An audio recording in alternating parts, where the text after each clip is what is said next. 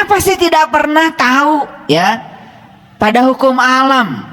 Kenapa tidak pernah tahu bagaimana alam bekerja? Alam itu bekerja, semakin banyak kau memberi, semakin banyak kau mendapat. Itu sudah diajarkan berulang kali oleh alam. Lihat sungai. Tidak pernah sungai memakan air, meminum air. Bahkan seluruh air digunakan semua untuk kehidupan makhluk. Betul? Lihatlah matahari. Tidak ada sinar yang pulang ke matahari. Semua keluar dari matahari. Semua keluar. Nggak ada yang ke dalam. Dan semua sinarnya diberikan untuk semua makhluk. Lihat pohon. Pohon mangga, pohon pisang. Semua hasil buahnya pun dipersembahkan buat alam. Gak ada pohon yang makan buahnya sendiri. Manusia aja. Hanya manusia yang menghasilkan banyak hanya untuk dirinya sendiri. Hanya manusia. Tetapi anehnya manusia menganggap dirinya lebih mulia dari pohon. Gak sadar tuh manusia. Bahkan memimpikan tempat istimewa setelah kematian. Teu era gitu. Pohon pisang aja saya tanya, nanti kamu kalau mati mau masuk surga apa neraka? Apa kata pohon pisang? Emang gue pikirin katanya. Jawabnya begitu. Dia persembahkan seluruh pisangnya buat kehidupan, buat semesta. Dia tidak memimpikan tempat istimewa setelah kematian. Hanya manusia yang suka memimpikan tempat istimewa setelah kematian. Padahal dia tidak pernah berbuat apa-apa dalam kehidupannya. Lucu nggak manusia itu? Lucu nggak? Lucu memang. Jadi orang yang berkelebihan dalam khawatirnya itu karena tidak punya welas asih, tidak punya cinta. Makanya orang yang tidak punya cinta, tidak punya welas asih, jangan berharap dia memberi. Karena setiap dia memberi, pasti dia khawatir. Khawatir kalau memberi dia berkurang.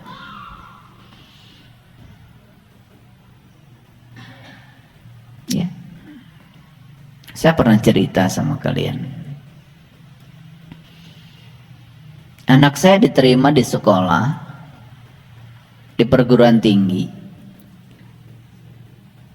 Dan uangnya sudah ada buat bayarnya. Tinggal nunggu waktu. Begitu hari H-nya diumumkan, tinggal bayar. Ini menjelang hari H, datang itu. Ya. Sahabat kita butuh uang sebesar uang iuran anak saya yang sudah ada.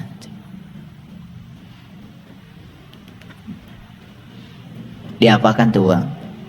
Saya kasih semuanya. Saya tenang saja, tidak ada pikiran apa-apa. Karena saya sudah yakin dengan cara semesta bekerja, sudah yakin. Bahkan saya kasih tahu, uang itu masih kurang sebetulnya. Kurang.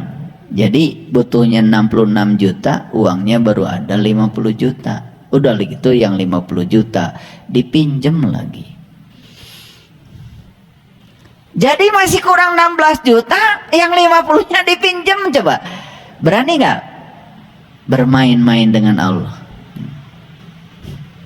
Saya berani aja, saya kasih. Itu hari H-nya. Saya tidak dapat uang 16 juta dari dia, saya nggak ngebungakan duit. Dia bayar 50 juta dan saya sudah punya uang tambahnya 16 juta. Jadi saya yakin yang 16 juta itu bonus kebaikan karena saya udah pinjamkan 50 juta. Keren tuh cara semesta bekerja itu. Keren banget sebetulnya. Cuman kita gak keren karena apa? Karena kita sering ragu. Makanya di dalam Quran surat Maryam, tahu Maryam? Tahu Maryam? Tahu apa tidak? Kalau enggak saya jelaskan. Maryam itu seorang ibu. Ibu itu yang melahirkan. Jadi Quran surat Maryam itu bukan cerita sosok ibu yang melahirkan tubuh fisik sebetulnya. Maryam itu adalah ibu yang melahirkan. Melahirkan apa saja? Melahirkan kebaikan, melahirkan kebijaksanaan, melahirkan kesabaran. Makanya Quran surat Maryam isinya tuh luar biasa. Apa pembukanya Quran surat Maryam?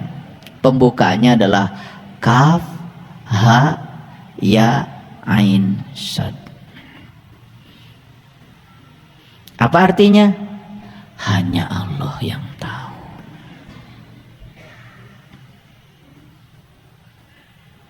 Jadi kalau kalian baca terjemahan yang ada, artinya Kaf, Ha, Ya, Ain, Shad itu hanya Allah yang tahu.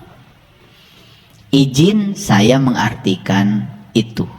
Kok bisa saya mengartikan? Itu berdasarkan pengalaman. Ternyata Kaf itu dari kafah. Kafah itu artinya menyeluruh. Jadi waktu bilang Kaf, serahkan seluruh urusanmu padaku, kata Allah. Maka begitu segala urusan diserahkan pada Allah, apa artinya? Berarti kita sudah angkat tangan. Makanya setiap kita angkat tangan, Allah turun tangan. Tapi kalau segala urusan dikup sama kita, seakan-akan kitalah yang bisa menyelesaikan semuanya, berarti kita turun tangan. Kata Allah, giliran saya angkat tangan. Jadi sebetulnya Allah itu sering angkat tangan untuk kamu, karena kamu terlalu turun tangan. Bahkan tidak yakin kalau Allah akan membantu. Karena apa? Gak ngerti kaf. Makanya begitu kaf itu sudah dipahami. Yang kedua kita dapat ha. Ha-nya ha besar. Ha. Awas ya. Harus betul ngomongnya. Ha. Kalau nggak betul nanti kalian masuk neraka. Ha itu hidayah. Hidayah itu bimbingan. Jadi siapapun yang sudah menyerahkan segala urusan pada Allah, maka dia akan dapat ha. Dia akan mengerti setiap peristiwa dalam hidupnya adalah bimbingannya. Ngerti dia. Makanya dia tidak pernah ragu. Muncul yang ketiga, iya, yakin. 100% yakinnya. Jadi waktu saya mengeluarkan uang 50 juta itu, tidak ada sedikit pun keraguan. Saya pun tidak berharap dapat apa-apa. Nol saja.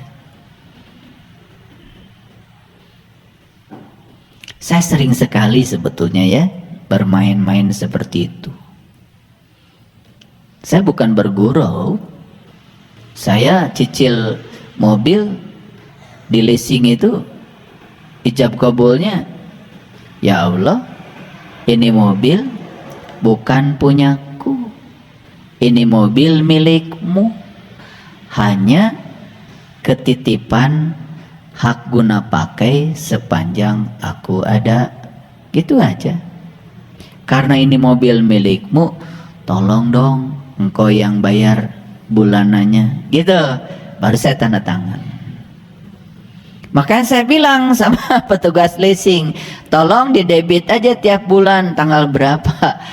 Mohon maaf ya, saya nggak pernah mikir kalau tanggal itu harus bayar cicilan. Karena kata cicilan kalau ada di otak itu like attracts like. Kata hutang akan menarik potensi hutang baru. Itu menurut hukum tarik menarik. Makanya saya tidak pernah berpikir hutang, berpikir keberlimpahan.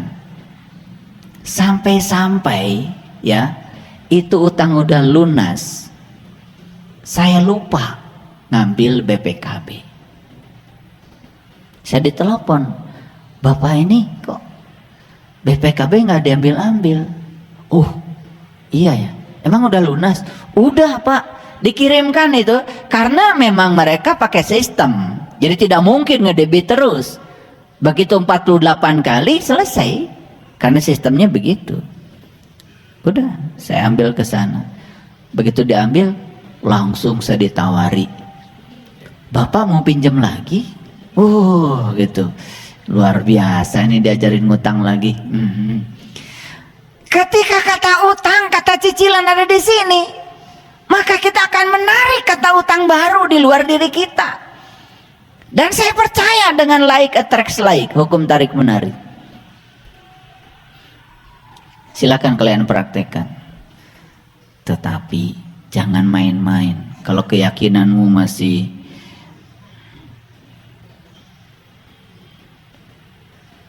kan, kalau saya mikirnya begini, jelek-jeleknya saya cicil mobil. Satu, mobil itu kan saya suruh, begitu saya mandikan pakai bunga. Saya kalau beli mobil saya mandikan pakai bunga. Loh, kok pakai bunga? Wah, bid'ah. Biar mobilnya senang. Lalu saya bilang sama mobil, kamu punya utang. Nah, kalau mobil saya bilang, kamu punya utang dan kamu harus tanggung jawab ngurusi utangmu. Gitu ya. Jadi mobil itu harus bisa bayar buat dirinya sendiri. Dan bisa bayar. Mohon maaf ya, luar biasanya ketika berpikir seperti itu, cicilannya kebayar, tabungan juga nambah. Karena berpikir keberlimpahan. Kalau berpikir utang, itu terus saja potensi utang akan datang. Ini soal kata-kata. Ini harus dipraktekkan, makanya spiritual itu praktek. Kalau spiritual cuma dengerin ceramah saya, nggak praktek, ya nggak ada artinya. Nah, ciri yang ke-15, orang yang sudah pulang itu cirinya apa? Sudah tidak ada tindakan menghakimi, tidak mencari-cari kesalahan orang, bahkan sudah tidak ada konflik dengan orang lain, karena tidak ada lagi konflik dengan dirinya sendiri. Ini kalau bahasa fisikanya ini, entropinya sudah mencapai 0. Jadi saya tuh kagum ya sama Boltzmann itu. Dia orang Jerman, dia membuat rumusan entropi. Jadi entropi itu adalah gini, entropi adalah sama dengan konstanta dikalikan logaritma dari peluang. Nah, peluang itu berarti probability. Nah, lihat saya, karena duduknya teratur, ini teratur menghadap saya kan, semua. Peluang untuk mendapatkan jamaah yang duduknya membelakangi saya itu kecil sekali kalau teratur, karena semua menghadap saya kan, betul nggak? Coba kalau saya izinkan, silakan kalian duduknya bebas. Mau menghadap ke utara, ke selatan, bebas. Peluang untuk mendapati jamaah yang menghadap ke utara ada, menghadap ke timur ada, betul nggak? Makanya peluang itu berhubungan dengan ketidakteraturan. Makin tidak teratur, makin besar peluangnya. Makin teratur, makin kecil peluangnya. Sehingga entropi itu sama dengan konstanta dikalikan logaritma dari peluang. Kalau peluangnya kecil, itu artinya sudah teratur. Sesuatu yang teratur, entropinya 0. Maka yang sudah teratur hidupnya, sudah teratur mentalnya, sudah teratur spiritnya, sudah teratur energinya, sudah teratur fisiknya, entropinya 0. Jadi kalau menurut saya, Quran yang mengatakan la tamutunna illa wa antum muslimun, janganlah kamu mati kecuali entropinya 0. Itu ayat itu sebetulnya maknanya. Janganlah kamu mati kecuali entropinya sudah 0. Kalau entropi sudah 0 berarti sudah teratur. Kalau sudah teratur itu ya sudah, tidak gampang baperan, tidak gampang sakit hati, tidak gampang marah. Datar aja. Itulah muslim itu. Jadi siapa muslim? Muslim adalah orang yang entropinya sudah mencapai 0. Pasti pusing kalau dengerin saya ngomong. Udah, teruskan aja dulu. Nah, ciri orang yang sudah pulang selanjutnya yang ke-17, merasa mempunyai hubungan dengan seluruh hal, memiliki hubungan yang akrab dengan manusia, memiliki hubungan yang harmoni dengan binatang, memiliki hubungan yang harmoni dengan lingkungan, bahkan dia merasa dirinya selalu terkoneksi dengan alam semesta. Makanya saya latihkan, kalian saya ajak ke alam, di alam saya ajak meditasi. Kalau sering nih melakukan aktivitas seperti itu, lama-kelamaan kita itu akan merasa terhubung dengan alam. Kemarin saya ajak meditasi di sungai. Gimana caranya kita terhubung dengan aliran air? Pada nangis itu, ya. Hanya memperhatikan aliran air saja nangis. Hanya memperhatikan suara air saja gemuruh nangis. Kenapa? Sudah resonansi dengan alam. Makanya orang yang sudah pulang kelihatan sekarang. Dia sayang sama tumbuhan, dia sayang sama binatang, dia sayang sama alam, dia ikut menjaganya. Gitu. Sayang kalian sama binatang, sayang sama anjing, sama babi,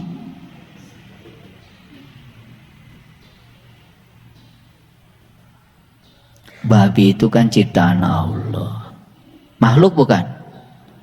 Perlu cinta kasih enggak? Perlu. Anjing ciptaan siapa? Perlu cinta kasih enggak? Tuh. Karena kita merasa kita ini lebih mewah dari mereka, lalu memperlakukan mereka semaunya kita. Katanya cinta kasihnya sudah tanpa batas, tapi masih dibatas-batasi hanya pada orang-orang yang baik sama kamu. Cinta kasih macam apa yang semacam itu? Itu namanya pangeretan.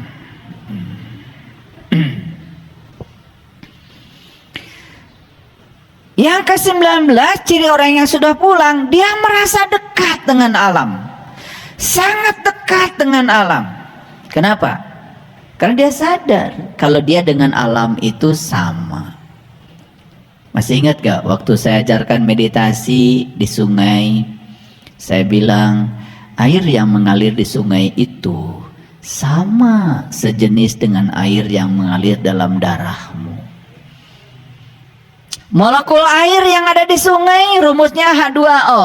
Molekul air yang ada di darahmu juga H2O. Apa bedanya? Begitu saya bilang begitu, nangis. Karena apa?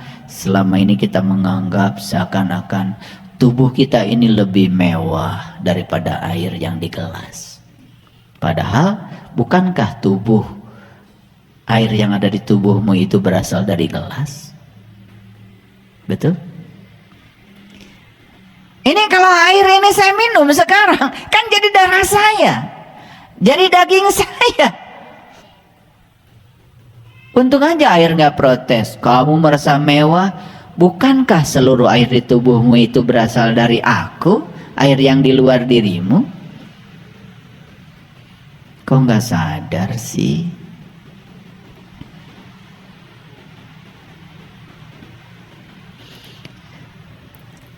Dan yang terakhir, ciri orang yang sudah pulang, ini tentu saja bukan terakhir, masih banyak. Cuman kalau saya bahas, nggak cukup waktu. Sampai di sini aja dulu. Karena konsep yang mau kita bahas bukan ini topiknya yang ini. Ini cuman sekedar pemanasan saja. Dan yang terakhir adalah merasakan kebahagiaan yang sesungguhnya dalam hidup, dan selalu bersyukur. Nah, hati-hati ya. Syukur itu bukan senang ketika mendapatkan yang diinginkan. Syukur itu sudah selesai. Dapat yang diinginkan, dapat yang tidak diinginkan, sudah sama cara menerimanya. Jadi syukur itu bukan senang, syukur bukan bahagia, tapi syukur itu adalah menerima semua apa adanya. Syukur urusannya adalah dengan dirimu sendiri. Syukur tidak ada kaitannya dengan rumah baru. Syukur tidak ada kaitannya dengan naiknya gaji. Syukur tidak ada kaitannya dengan mobil baru. Syukur tidak ada kaitannya dengan segala hal yang datang dalam hidupmu. Syukur tidak ada kaitan dengan itu. Syukur itu artinya terbuka. Terbuka untuk menerima semua apa adanya. Makanya syukur kebalikan dari kufur. Kalau syukur terbuka, kalau kufur tertutup. Tertutup berarti menolak. Coba pintu ditutup, kan orang tidak bisa masuk. Betul? Nah itu tertutup. Tertutup tuh namanya kufur. Nah kebalikan dari kufur itu adalah syukur. Kira-kira dari sekian banyak yang saya ungkapkan sebagai ciri orang yang sudah pulang, apakah kita punya ciri-ciri itu? Kalau para sahabat sudah punya ciri 10 saja, itu sudah keren. Kira-kira 10 nyampe ya? Nyampe lah, masa? Ya. 10 udah nyampe ya. Nah, semoga di atas 10 semuanya ya. Oke, baik. Nah, judul kajian kita ini adalah Jalan Pulang. Jalan pulang siapa? Percikan cahaya ilahi. Siapa percikan cahaya ilahi? Percikan cahaya ilahi itu adalah ruh yang ditiupkan Allah ke dalam diri kita. Ulangi lagi, percikan cahaya ilahi itu adalah ruh yang ditiupkan Allah ke dalam diri kita. Kalau berbicara tentang ruh, setidak-tidaknya ada 3 komponen, ya. Karena ruh itu wujudnya adalah nur ala nur, ada 3 komponen. Komponen yang pertama dari ruh namanya nurullah, cahaya Allah. Komponen yang kedua adalah Nur Muhammad, ya, cahaya terpuji. Cahaya terpuji itu sering disebut oleh para leluhur kita sebagai Rasulullah sejati yang ada di dalam diri. Makanya Rasul itu ada 2, Rasul yang syar'i, yang wujudnya adalah manusia. Yang kedua adalah Rasul yang hakiki, wujudnya adalah nur. Dan nur ini ada pada setiap manusia. Itulah keadilan Tuhan. Kita mau lahir di zaman mana, tidak ada yang fisik, ya, secara syar'i, tetapi yang hakiki selalu ada pada setiap manusia. Makanya Rasulullah sejati ada pada dirimu, dan itu membimbingmu setiap saat. Siapa yang dibimbing? Yang dibimbing adalah nafs jiwamu, yang sering disebut dengan nur insan. Jadi apa yang mau kita bicarakan di sini? Jalan pulang. Satu kata jalan, yang kedua pulang. Yang ketiga adalah percikan cahaya ilahi, yaitu ruh yang ditiupkan Allah ke dalam diri. Jadi ruh yang ditiupkan Allah ke dalam diri ini harus tahu jalan pulangnya. Nah, bagaimana supaya ruh ini tahu jalan pulangnya? Sebetulnya yang harus tahu jalan pulang itu bukan ruhnya, tetapi nur insannya, jiwanya. Nah, sang jiwa ini yang harus tahu jalan pulang. Apakah tidak dibimbing sang jiwa ini oleh Nurullah dan Nur Muhammad? Dibimbing setiap saat. Cuman si jiwa ini jarang ikut, pada bimbingan dari Nurullah dan Nur Muhammadnya. Itu saja. Jadi kalau ingin tahu jalan pulang sederhana, ikuti saja bimbingan dari Nurullah dan Nur Muhammad yang ada dalam diri. Itu saja cukup. Apakah untuk tahu jalan pulang ini harus hafal ayat? Harus hafal kitab suci, harus hafal ribuan hadis, harus hafal ini, hafal itu? Tidak. Tidak. Makanya di Quran sangat luar biasa, ya, dikatakan seperti ini. Baik, kita lihat ayatnya. Ini Quran surat Al-Hijr ayat yang ke-29. Jadi bisa dibaca ya, surat ke-15 ayat 29. Maka ketika aku telah menyempurnakan penciptaannya dan aku tiupkan ruhku. Ayo kita pahami. Yang ditiupkan ke dalam tubuh kita ini bukan ruhmu. Ruhku, mirruhi. Pertanyaan saya, ada nggak ruhmu? Ada? Gak ada. Karena yang ditiupkan ke dalam tubuh kita itu bukan ruhmu. Kata Allah, ruhku mirruhi. Jadi siapa sesungguhnya dirimu itu? Ya, dirimu itu adalah ruhku. Stop aja sampai situ dulu. Nanti kalau kepanjangan malah nggak ngerti. Nah, tugasmu apa? Tunduklah kamu. Coba lihat ayatnya. Fa idza sawaituhu wa nafakhtu fihi min ruhi faqaulahu sajidin.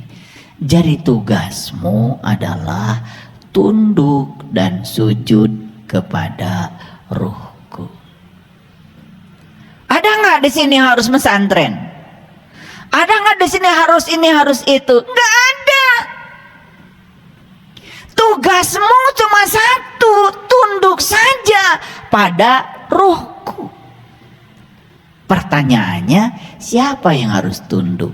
Ayo lihat saya semuanya. Yang harus tunduk itu adalah jiwamu, nafsmu. Pada siapa? Pada dua pembimbing yang hidup dalam dirimu, Nurullah dan Nur Muhammad. Itu yang membimbingmu. Kita hanya disuruh sujud ke situ saja. Itulah pesantren yang sebenarnya.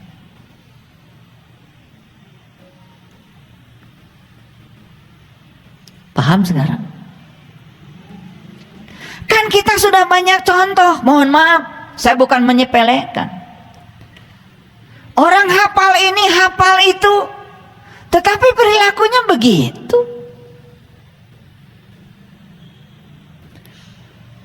Bahkan dia mengatakan yang paling suci, yang paling baik, tapi kenyataannya begitu. Mohon maaf. Ada terdengar berita, informasi. Di sini terjadi pencabulan, di sini terjadi ini, terjadi itu. Dan sedihnya itu di lingkungan di mana di situ katanya diajarkan tentang kesucian.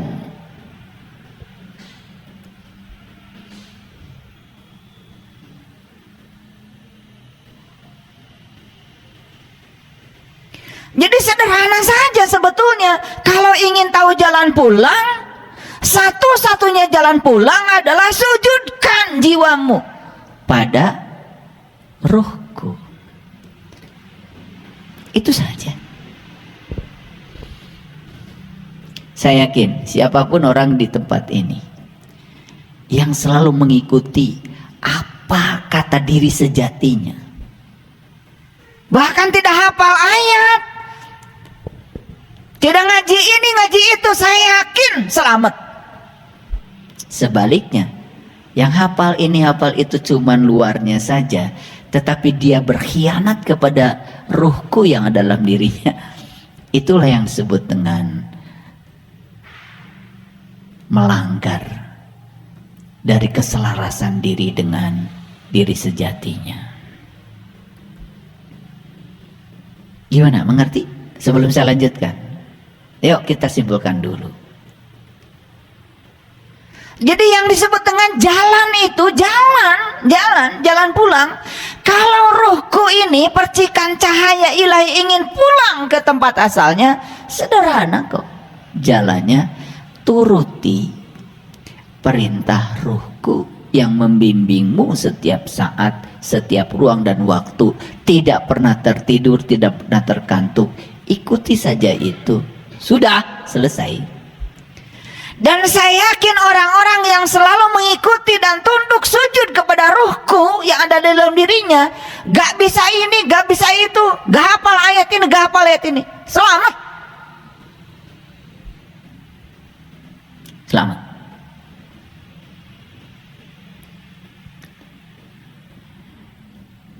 Nah, oleh karena itu mundur dulu ke belakang. Kita ini harus belajar ilmu. Syaratnya tiga.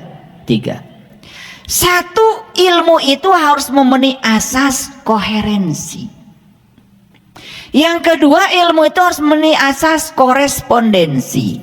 Yang ketiga, ilmu itu harus memenuhi asas pragmatis. Ini agak keren sedikit kuliah hari ini. Saya bicara filsafat ilmu sedikit. Apa yang disebut dengan asas koherensi? Yang namanya asas koherensi mensyaratkan bahwa pengetahuan itu tidak boleh bertentangan dengan pengetahuan yang lain.